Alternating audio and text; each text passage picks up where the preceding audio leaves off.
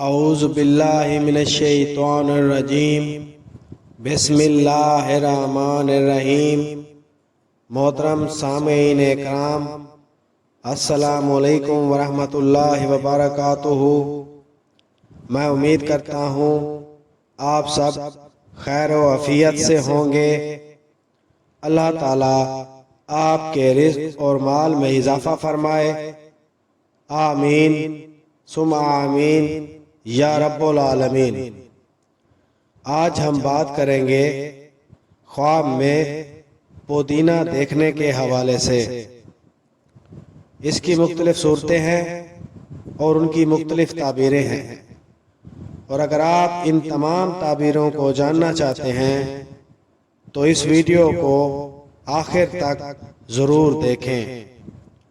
اور اگر ابھی تک آپ نے ہمارے چینل سید شاہ سلطان کو سبسکرائب نہیں کیا تو سب سے پہلے اسے سبسکرائب کریں، ویڈیو کو لائک کریں اور صدقہ جاریہ سمجھ کر اس کو شیئر کریں۔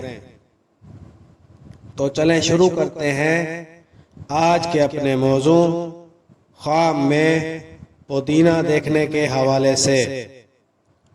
حضرت ابن سیرین رحمۃ اللہ علیہ نے فرمایا کہ خواب میں پودینہ غم پر دلیل ہے۔